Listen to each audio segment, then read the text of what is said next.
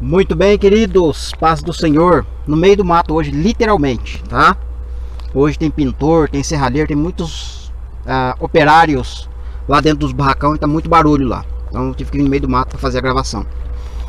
Ontem a gente viu, ou no capítulo 8 a gente viu Esdras, né? Fazendo a sua viagem para Jerusalém, tá certo? Teve alguns momentos ali que a gente teve acréscimos, né? Mesmo sendo uma viagem, Deus quis mostrar algumas coisas maravilhosas para nós. Não perca, tá? Capítulo 8 de Esdras. Tem coisas importantes ali para a gente aprender. Referente aos levitas, né? Referente ao sacerdócio. Muito bem. Uns ruídos no meio do mato aqui. Isso tem que ficar meio... Capítulo 9, versículo de número 1. Né?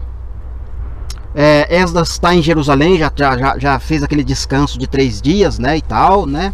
Agora eu vou conversar com o povo, vou ver as notícias, né? Vou ver o que está acontecendo e tal. Aí vai chegar alguém e vai começar a falar para Esdras: olha, o povo de Israel não se separou das imundícias dos povos da terra ao redor, né? Se casaram com mulheres estrangeiras e assim, né? Manchou a linhagem santa do povo de Deus, né? Primeira notícia que caiu na cara de Esdras, né? Versículo 2, né? Pois tomaram das suas filhas para si e seus filhos, e assim misturou a linhagem santa com os povos da terra. E até os príncipes, os magistrados, foram os primeiros nesta transgressão. Esse versículo 2 é muito importante. Ou seja, os primeiros a cometer o pecado de transgredir a lei, no caso, casar-se com mulher estrangeira, foram os líderes. O filho do sumo sacerdote Josué, aquele que está junto com Zorobabel, se casou com mulher estrangeira. Eu queria lembrar o nome, o Eliasibe, o sumo sacerdote. Aqui Eliasibe não está presente, né? Porque ele vai estar do lado de Neemias. Quando a gente estiver lendo Neemias, Neemias vai relatar para nós que o filho de Eliasibe vai se casar com uma filha de Tobias. Mas quem é Tobias? O amonita, aquele que é contra Neemias no início da carta da construção dos muros. Neemias termina o muro, mais para frente o filho do sumo sacerdote Eliasibe vai se casar com uma filha de Tobias. E mais, não para por aí. O povo vai parar de levar o dízimo para dentro do templo, vai parar. Os levitas vão ter que voltar para suas terras, para os lugares, não vão poder mais ficar lá, porque os levitas são sustentados pelo dízimo, tá certo? E aí esse filho do sumo sacerdote Eliasibe pega e leva toda a mudança, todas as coisas pertencentes a Tobias, e coloca dentro do lugar onde era colocado os dízimos. Não está tendo dízimo, ninguém está usando essa sala, então vamos usar. Coloca o camarada lá dentro da sala. A gente vai ver isso em Neemias, né? Para você ver como que é sério o negócio, né? O templo é o corpo de Cristo, né? Falando para os nossos dias, né? O lugar onde é levado os dízimos é no santuário, que é o corpo de Cristo, né? Mas agora está tendo uma mancha dentro desse santuário. O lugar onde é colocado o dízimo, colocaram o inimigo para morar lá dentro, né? Isso fala do nosso futuro, né? Fala do santuário sendo profanado, né? Deixa eu pegar a sombra aqui para a gravação ficar melhor, né? Deixa eu virar aqui o telefone também. Aí, aqui melhorou, né? Versículo 3. Ouvindo eu estas coisas, rasguei minhas vestes, rasguei o meu manto sacerdotal, arranquei meus cabelos e arranquei a barba, e me assentei no chão atônito. Então você sabe que na lei é proibido, né, o sacerdote ou o sumo sacerdote arrancar barba, cortar cabelo. Não pode, né? Segundo a lei de Moisés, não pode. Mas Esdras praticou isso. E Deus não acusou ele de pecado, né? Arrancou a barba e cortou o cabelo. Mostra o quê? É o que Cristo vem para fazer, né? Quando ele vier para restaurar as coisas, né? Jesus permite que eu possa cortar meu cabelo e permite que eu possa ficar sem barba. As mulheres não precisam andar com um pano na cabeça cobrindo o cabelo, né? E outras coisas mais, né? Então muita coisa melhorou para nós, né? Com isso a gente não peca, né? Uma coisa interessante: Esdras arrancou barba e cabelo, certo? Diante da transgressão do povo de Israel, inclusive da liderança. Neemias não vai arrancar a barba dele nem o cabelo dele, mas Neemias vai espancar o povo e vai arrancar os cabelos do povo. que pecou nessa área. Entende? São coisas diferentes, né? Mas tudo aponta para Cristo e a igreja, né? Isso a gente vai ver quando estiver lendo Neemias. Uma coisa interessante, né? Quando o filho de Josué, o sumo sacerdote, se casa com uma mulher estrangeira, vai ser nesse período aqui, ó, 70 anos mais tarde, quando Esdras está indo para Jerusalém, certo? Que ele fica sabendo. Quando inaugurou o templo, ou no período da construção do templo, literal, 535, Deus levantou duas testemunhas, Ageu e Zacarias. E Deus deu a visão para Zacarias, né? Mostrou lá para Zacarias, né? O sumo sacerdote Josué com as vestes sujas, né? Mas naquele tempo, Josué não tinha ainda se casado com mulher estrangeira, o filho dele, né? Ou a linhagem dele ainda não tinha se misturado com os povos da terra. Mas Deus estava avisando por meio de Zacarias, na visão, ó, sumo sacerdote aí, tá vendo? Tá com as vestes sujas. Mas fala para ele, né? Que eu vou, num só dia eu vou arrancar todos os pecados do sumo sacerdote. Não só do sumo sacerdote, como de todo o resto do povo que vai pecar nessa área, né? Você veja que a profecia do profeta Zacarias está antecipando esse pecado, né? Está mostrando. Mas em outro momento eu quero relatar melhor para você essa questão, quando a gente for falar do resumo do livro de Esdras e falar de aplicação pessoal para casamentos, né, mistos, né? Isso eu vou tratar melhor, tá? Só quis ligar para você entender como que é profunda a palavra do Senhor Deus e como o entendimento traz clareza, né, no assunto.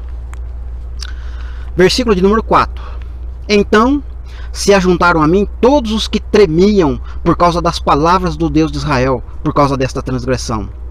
Todos que vieram do cativeiro, porém, eu permaneci ali sentado atônito, até o sacrifício da tarde. Então o povo percebeu que está escrito no livro da lei, que quem pecasse nessa área, esse tipo de pecado, tinha punições. E era punição séria, né? E todo mundo começou a se ajuntar e tremer de medo. Porque eles sabiam que Esdras veio para aplicar juízo, para trazer juízo, né? Tá certo? E no capítulo 10 a gente vai ver qual é esse juízo que Deus vai aplicar no povo e atinge a nós, esse juízo inclusive, né? E aí a gente vai ver a misericórdia de Deus, né? O amor de Deus pelo ser humano. Versículo 5, né? Fiquei sentado no chão até o sacrifício da tarde. Mas quando chegou a hora do sacrifício da tarde, eu me levantei da minha humilhação, com as vestes ainda rasgadas, né? Me pus de joelho, estendi as mãos para o Senhor meu Deus e comecei a orar. Versículo 6. Oh meu Deus, estou confuso e muito envergonhado. Não tenho nem coragem de levantar o meu rosto e olhar para a sua face, porque as nossas iniquidades se multiplicaram sobre nossa cabeça, e a nossa culpa se estende até os céus. Versículo 7. Desde os dias de nossos pais até hoje, estamos em grande culpa. E por causa dessa nossa iniquidade, fomos entregues, nós e os nossos reis, e os nossos sacerdotes, nas mãos dos reis de outras terras. E sujeitos à espada, a cativeiro, a roubo e à ignominia, como se vê hoje. Oração consciente, né? 8. Agora, por breve momento, se manifestou a sua graça da parte do Senhor, nosso Deus, para deixar que alguns de nós escapassem para nos dar estabilidade neste santo lugar, para nos alumiar os olhos, ó Deus nosso, e para nos dar um pouco de vida na nossa servidão. Versículo 9. Não nos desamparou o nosso Deus, antes estendeu sobre nós a sua misericórdia. Achamos favor perante os reis da Média e da Pérsia, para nos reviver, para levantar a casa do nosso Deus, para restaurar as suas ruínas e para que nos desse um muro de segurança em Judá e em Jerusalém. Versículo 10. Agora, ó Senhor nosso Deus, o que diremos depois de tudo isto? Pois deixamos os teus mandamentos, 11, que antecipadamente, por intermédio dos teus servos, os profetas, diziam eles: a terra em que vocês vão entrar a possuir é terra imunda, pela imundícia dos seus povos, pelas abominações que cometem na sua corrupção. A a encheram de uma extremidade à outra. 12. Por isso não dareis as vossas filhas e vossos filhos, não tornareis para vossos filhos, e jamais procurei a paz com estes povos, para que sejais fortes, e comais o melhor desta terra, e deixes por herança para seus filhos para sempre. Então Esdras está trazendo à tona as palavras da lei, né? Que não era para fazer aliança com os povos da terra, não era para se misturar com as imundícias, né? E o sol vai virando, nós vamos virando junto, né? Não é para se misturar com as imundícias do povo da terra, não era para fazer essas coisas para que eles vivessem em segurança para sempre naquela terra, né? Como eles não deram ouvido aos profetas, aos servos, todos que falaram antes dele, estão em vergonha, né? Como se vê hoje. Versículo 13. Depois de tudo isso, o que nos tem acontecido? Por causa das nossas más obras e da nossa grande culpa, vendo ainda que o nosso Deus nos tem castigado menos do que merecemos. Quanto à nossa iniquidade, ainda é este restante que escapou, né? Ou seja, ela está falando, ainda que nós temos uma iniquidade que sobe até os céus, né? Por causa da misericórdia de Deus, ele ainda deixou que um restante escapasse da ira, né? Versículo 14. Tornaremos a violar os teus mandamentos e nos aparentar com esses povos destas terras que fazem coisas tão nojentas? Não te indignarias tu assim contra nós, até que nos consumir, até que não haja mais restante e escape com vida? 15. Ah, Senhor Deus de Israel, justo pois somos, justos és, pois somos o restante que escaparam, como hoje se vê. Eis que estamos diante de ti com a nossa culpa, porque ninguém há que possa entrar na sua presença por causa disto, né? Esdras está confessando o pecado deles, mostrando que a realidade deles não está fácil, né? E a situação está muito cruel, está muito difícil para eles, né? E eles precisam tomar uma posição, né? No caso, se arrepender, virar ali, mudar o curso da vida, né? O costume, tudo aquilo que eles fizeram. O problema é que a lei manda castigar, né? A lei manda aplicar o juízo quando acontecesse esse tipo de pecado, né? E aí todo o povo está em volta. Esdras precisa aplicar a lei, né? E Esdras está orando, né? De uma certa forma intercedendo pelo povo, para ver se Deus diminui ali, né? A carga, né? Só que aqui agora finalizou o capítulo, tá? Capítulo 9. Eu vou gravar também agora o capítulo 10 e vou deixar o 9 e o 10 junto para a gente fazer essa leitura, que está intrinsecamente ligado, né? Tá conectado os dois capítulos, né? Então vai ficar um vídeo só, mas o vídeo vai ter um corte, tá? Tô gravando o capítulo 9 e depois eu vou gravar, não hoje, amanhã, vou gravar o capítulo 10, tá? Galera, continuando aqui. Esdras capítulo 10, versículo de número 1. Enquanto eu orava e fazia confissão, chorando, prostrando diante da casa de nosso Deus, ajuntou-se a ele de Israel muito grande congregação, de homens, de mulheres e de crianças, pois o povo chorava com grande choro. Então no capítulo anterior, capítulo 9, Esdras ficou sabendo, né, da profanação, de todos os problemas que estavam ocorrendo em Jerusalém no templo, né, com relação aos líderes e tudo mais. A gente viu na parte aí, na leitura anterior. Versículo 1. Esdras está orando e de repente se ajuntou uma galera muito grande em volta dele, né? Somente com uma unção de um arrependimento muito grande, um grande número de pessoas pode se ajuntar em volta de um profeta, em volta de algum líder, quando este grupo de pessoas está sendo acusado por Deus de ter cometido tal pecado, né? Então isso aplica-se para os nossos dias, né? Nos nossos dias existe sim uma grande multidão, homens, mulheres, crianças, né, se prostrando diante de Jesus e confessando seus pecados, né? É para a gente olhar para o futuro, né? Versículo 2. Então Secanias, filho de Jeiel, um dos filhos do Elão, tomou a palavra e disse a Esdras, né? Nós temos transgredido a lei contra o nosso Deus, casando-se com mulheres estrangeiras, dos povos de outras terras, mas no tocante a isto, ainda há esperança para Israel. Veja só o Elão aparecendo aí de novo, né? Mas olha só que interessante, queridos. Elão né, não tem nada a ver com Israel, né? Elão é estrangeiro, entende? É filho de Israel? Sim, no tocante assim a todas as nações, né? Quando eu olho para todas as nações à minha volta, eu sei que todas as nações são chamados de filhos de Israel, né? Mas no contexto de Esdras, né, filhos de Israel somente quem conseguisse provar através da genealogia que era de tal tribo, entende? Mas aqui Secanias, né, filho de Jeiel, né, um dos filhos de Elão, né, descendente de Ciro, tomou a palavra e disse: olha, Esdras, né, é verdade, nós temos cometido este pecado, transgredimos a lei casando-se com mulheres estrangeiras, né? Ué, Elão é estrangeiro diante de Israel. Por que Elão pecou? Como que Elão iria pecar? Querido, deixa eu mudar o ângulo aqui, que o sol tá interferindo aqui, né? Vou ver se vai melhorar aqui. Não, vamos achar um ângulo aí. Vai ficar bom, né?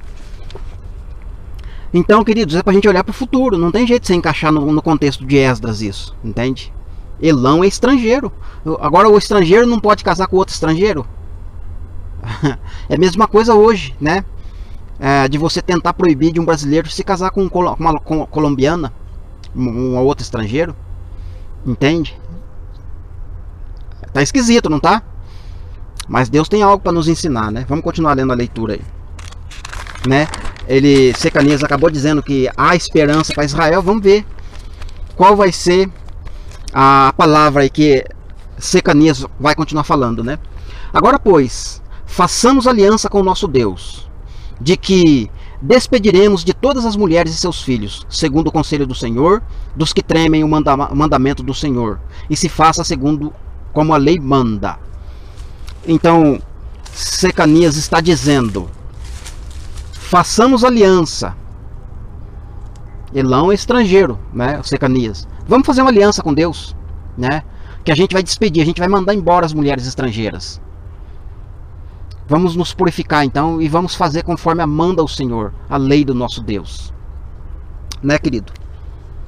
Não sei se eu estou conseguindo me fazer vocês entenderem, né? Que Esdras está escrevendo algo que está contrariando a prática dos judeus, a prática dos israelitas, né? Se fosse alguém da tribo de Benjamim, da tribo de Judá, ou de qualquer tribo de Israel falando, né? A gente transgrediu a lei, porque a gente se casou com mulher estrangeira. Mas aqui é o filho de Elão que está falando, entende? É Deus confirmando, né? Para Esdras, para mim, para você, para qualquer outra pessoa, que filhos de Israel estão espalhados por toda parte, entende?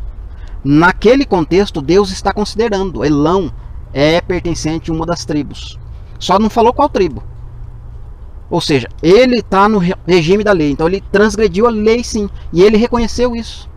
Entende? Maravilhoso isso. Mas se for um religioso que está me ouvindo, ele não vai aceitar, ele não vai entender, né? É igual quando você entra numa denominação X, né? Existem regras lá dentro. Dependendo do que eu falar, eu tô divorciado, fui casado 2 vezes já. Opa, você não pode pregar aqui. Existe uma regra aqui, né? A gente não deixa subir no altar, no púlpito, para falar do Senhor se a vida amorosa não tiver consertada, né? Se você não mostrar com o seu documento que você é casado no papel, etc, etc, etc. Então é complicado, né? Verso 4. Aí Secanias vai falar para Esdras: querido, eu peço perdão, mas eu vou mudar aqui de novo, né? Não me sinto confortável com o sol no rosto. Eu acredito que não fica bom para vocês também, né? Eu acho que vai dar. Eu acho que vai dar. Olha só. Então Secanias vai falar para Esdras, né? Levante-se agora. Isto é coisa sua incumbência fazer, e nós o apoiaremos, nós seremos contigo. Sê forte e age, Esdras. Versículo 5.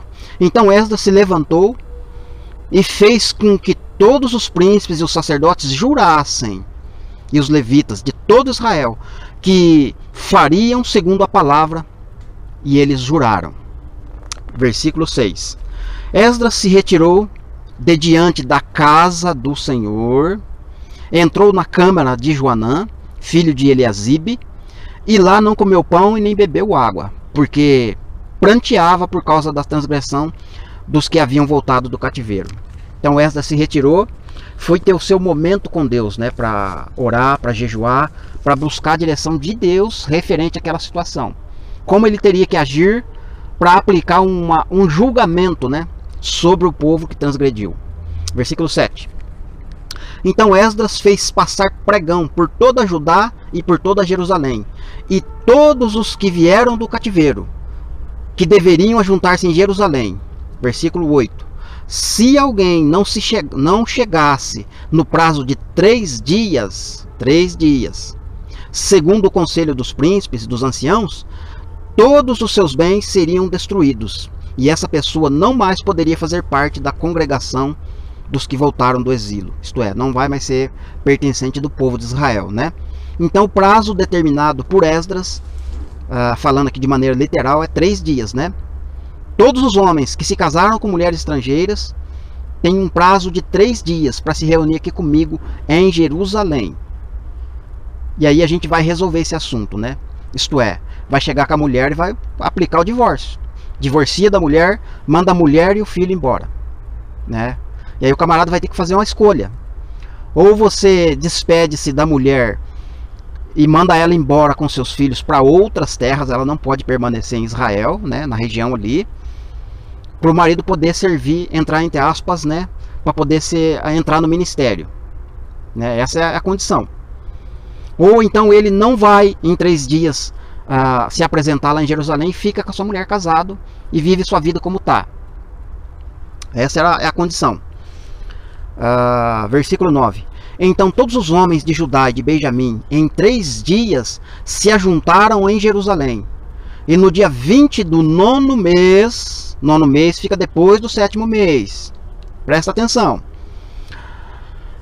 Todo o povo se assentou na praça da casa de Deus, tremendo por causa destas coisas e por causa das grandes chuvas. Verso 10.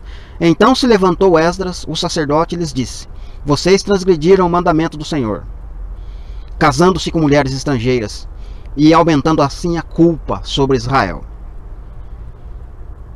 3 dias. Vamos fazer uma aplicação aqui provisória.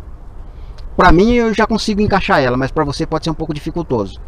3 dias, vamos trabalhar a ideia de 3 dias comparando a 3.000 anos, né? Pela quantidade de pessoas e o tamanho do assunto, 3 dias não é possível, literalmente falando, resolver ali mais de 50.000 divórcios. Não dá. Esdras sozinho ele não consegue, não tem jeito. Então vamos avançar aqui, vamos aprofundar um pouquinho mais. 3.000 anos. Em 2.000 anos, Jesus, né, muitos dos filhos de Israel que se casaram com mulheres estrangeiras estão comparecendo ao santuário em Cristo, né? Estão resolvendo este problema, entende? Entrando para o corpo de Cristo, fazendo parte da comunidade de Israel. Mas existem pessoas que não vão conseguir chegar dentro do prazo de 2 dias, 2.000 anos. Somente no 3º milênio essa pessoa vai ser chamada de restante de Israel, restante de nações. Mesmo assim ela vai estar dentro do prazo de 3 dias, né? Falando aqui do tamanho da misericórdia do Senhor Deus, em permitir que mesmo no milênio, né, pessoas que cometeram esse tipo de transgressão e pecado, né, podem estar resolvendo seus problemas lá, né? Mas lá no milênio, no 3º milênio, quando Cristo voltar, a pessoa vai até lá com a sua família, mas aí no caso a pessoa vai se naturalizar como israelita, entende? Para poder resolver o problema, para não se separar da mulher, entende? Porque essa lei está sendo aplicada hoje, foi aplicada na época de Esdras, mas no futuro vai ter pessoas vivendo com esse mesmo tipo de problema, mesmo depois que Cristo voltar, entende? Então este problema vai ser preciso ser resolvido, entende? Então aí você vai ter que entender a questão lá do templo de Ezequiel, né, no milênio. Por isso existe o templo, é como se fosse um cartório de registro, entende? Eu sou da faixa de Gaza, minha mulher é lá da Índia, mas eu quero ser israelita e ela também. Então vai lá no templo, procura o sacerdote, passa pelo processo das festas e se naturalize israelita. Você não precisa se divorciar da sua mulher, né? E assim você vai estar cumprindo a lei, agradando a Deus, né? Eu entendo desta forma, né? Porque se você for aplicar só para a época de Esdras, entra em choque. Para os nossos dias, entra em choque, porque não tem 3 dias, né? 3.000 anos, né? Precisa-se de 3.000 anos. E para falar que cumpriu em 3 dias, lá da morte e ressurreição de Cristo, é o mesmo caso. Vai ter pessoas no futuro com esse tipo de problema. Como é que ela vai resolver? Entende? A porta da graça vai se fechar. E como é que ela vai resolver esse problema dela lá no milênio? Ou lá no milênio não vai ter esse tipo de problema para resolver. Versículo 9. Não, versículo 9 e 10 a gente já leu, né? Vamos seguir a leitura. Verso 11. Agora, pois, fazei a confissão ao Senhor Deus dos vossos pais, e fazei o que é do seu agrado, separando-vos dos povos de outras terras e das mulheres estrangeiras. 12. Aí a congregação, o povo vai responder.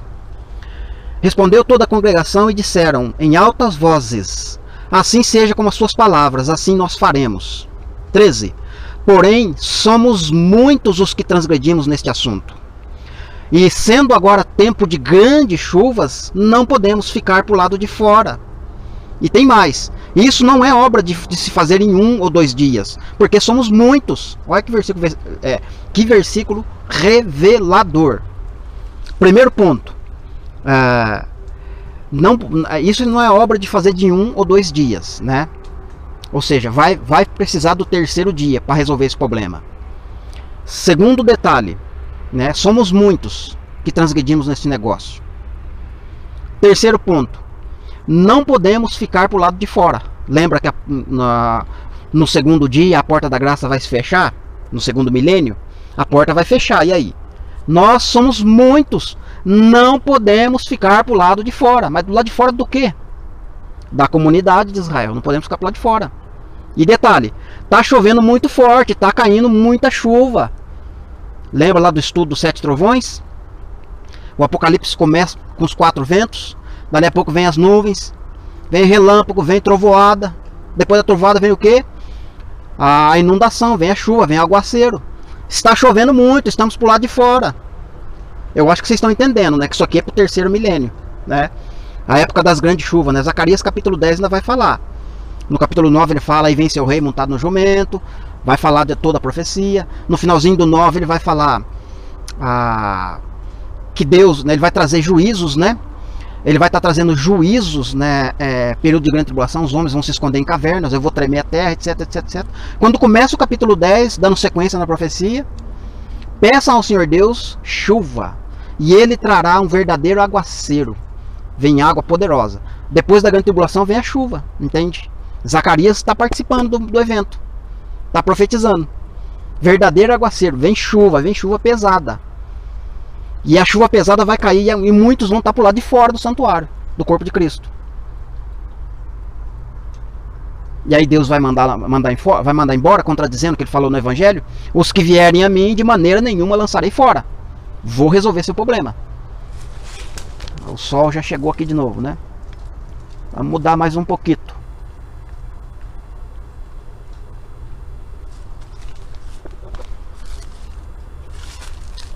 Perdão, tá, queridos?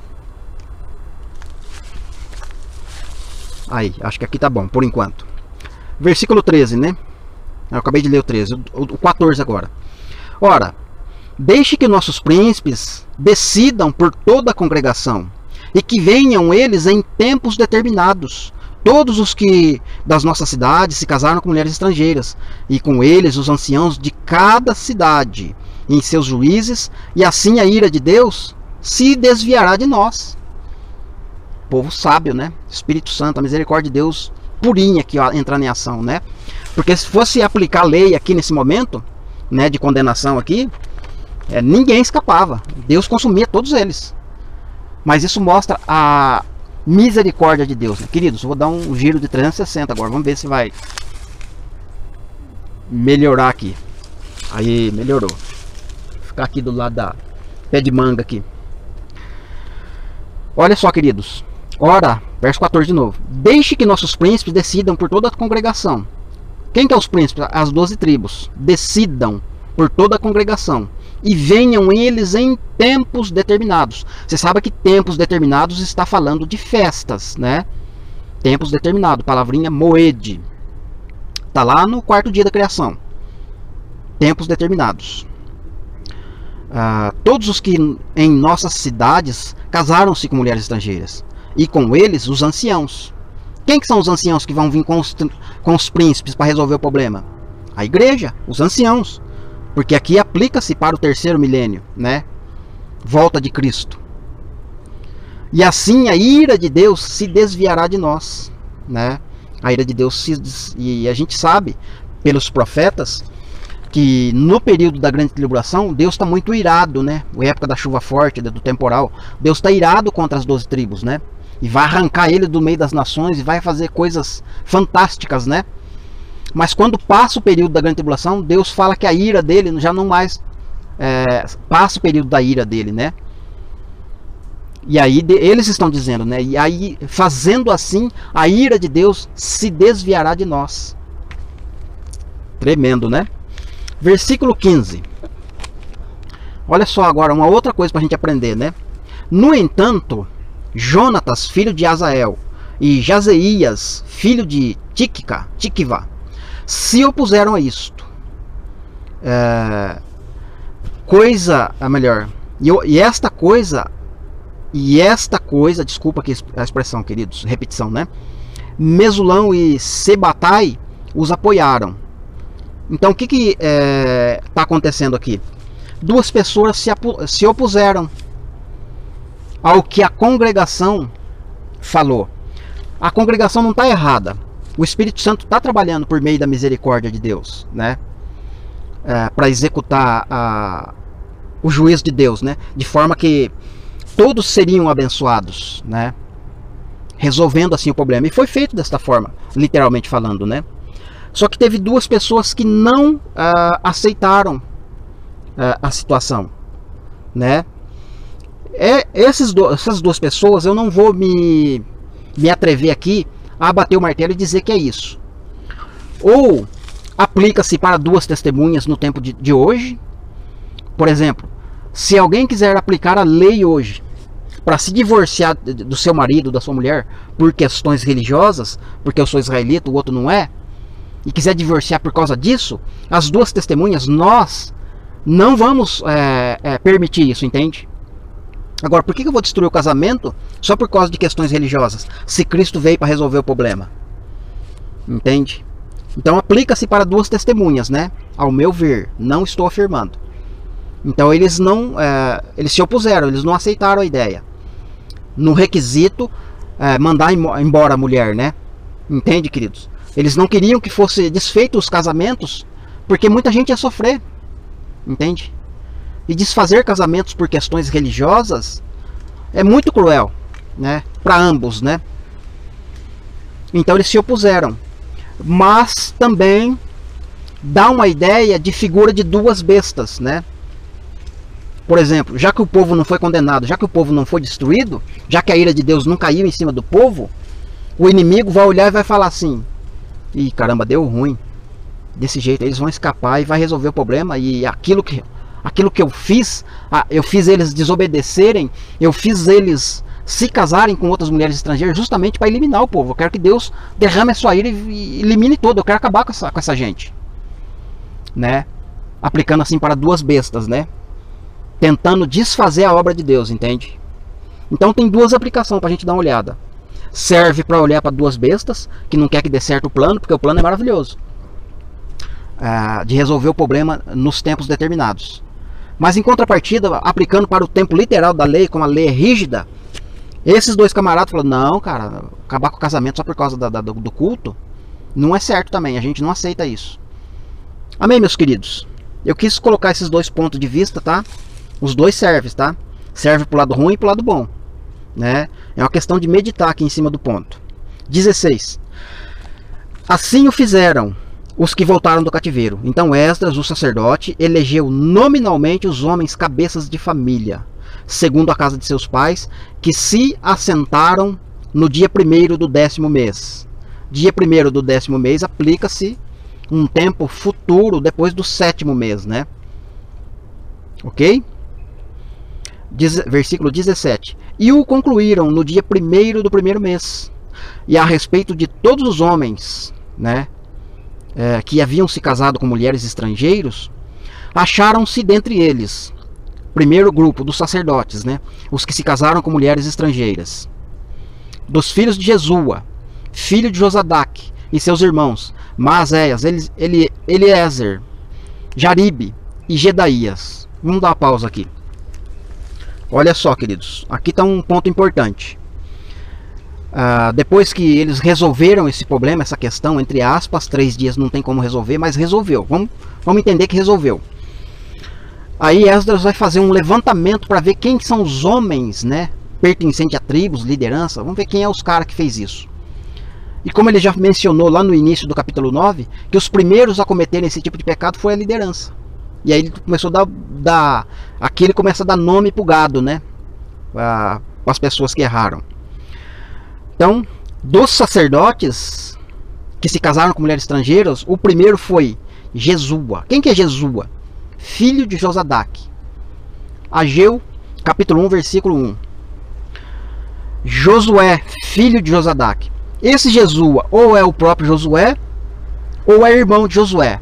O fato é que tanto Jesua quanto Josué é filho de Josadaque. Todos os filhos de Josadaque se casaram com mulheres estrangeiras, incluindo Jesua e Josué. Embora Jesua e Josué pode ser o mesmo personagem. Lá no capítulo 3 de Zacarias, Deus deu uma visão para Zacarias. Sumo sacerdote Josué, esse mesmo camarada, com as vestes sujas. Satanás de um lado e o anjo do outro.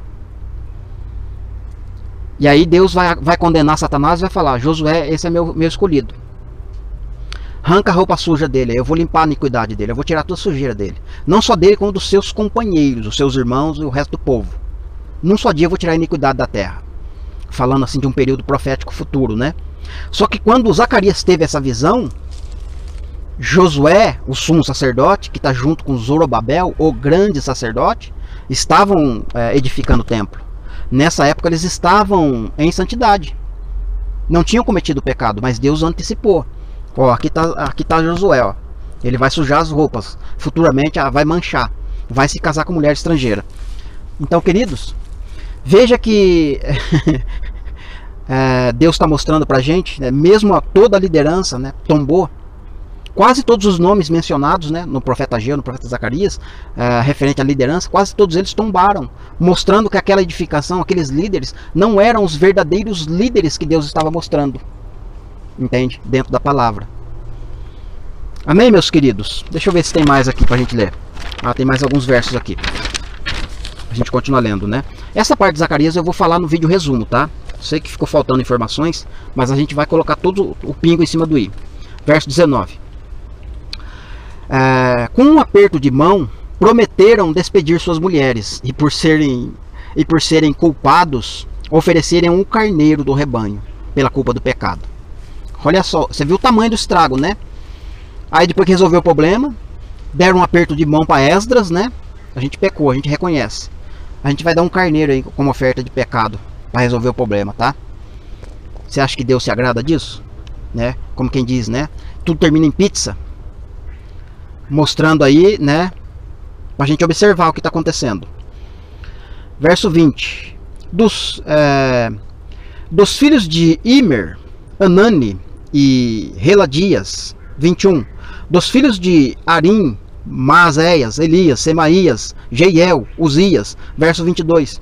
Dos filhos de Pazur, Elionai, Maazéias, Ismael, Natanael, Josadabe, Eleazar. E dos levitas, né, eu não coloquei aqui a sequência dos nomes, porque vai dar mais 126 líderes. A gente já contou uns 15 aqui para cima, né? Aproximadamente 140 líderes tombaram. E se você voltar lá no capítulo 2 de Esdras, quase todos os nomes que estão aqui, ó, de líderes que se casaram com mulheres estrangeiras, estão lá no capítulo 2, fazendo parte da lista que vieram do cativeiro. Entende? Então, queridos, né, o capítulo aqui vai até o capítulo 44. Eu parei a leitura no versículo 23, porque do 23 até o 44 só vai dar nome de líderes que tombaram, casando-se com mulheres estrangeiras, né? E Esdras faz questão de frisar muito isso, né? desde o início do livro até o último capítulo, né? Mostrando que é uma coisa importante e que existe uma aplicação pessoal para os nossos dias, cuja essa aplicação pessoal eu só vou poder fazer na parte anterior, na parte próxima, né? Que eu pretendo fazer pelo menos um vídeo ou dois de resumo do livro para aplicação pessoal para nós, tá bom, queridos? Então, finalizando aqui, 10ª parte, né, o 10º capítulo do livro de Esdras. Tô devendo agora o resumo do livro, ok? Que Deus possa nos abençoar, que Deus possa te abençoar, que você consiga assistir do início ao final, né, para você entender o livro de Esdras e absorver o máximo de informações contidas neste livro, né? Porque é um livro muito rejeitado, um livro muito deixado de lado, né? As pessoas gostam de falar de Ageu, né? Porque é um livro pequeno e pensam que o livro de Ageu pode ser expressado e explicado em apenas 1 hora de vídeo, 2 horas de vídeo em uma live só, né? Você viu que deu aqui, vai dar quase 20 vídeos, né? Esse estudo sobre Esdras, né? E aí você vai vendo o tamanho da confusão que a gente arruma, né? Se a gente não prestar atenção e ficar ligeiro com certas profecias. Amém, meus queridos? Deus abençoe vocês. Até o próximo vídeo, então, permitindo Deus.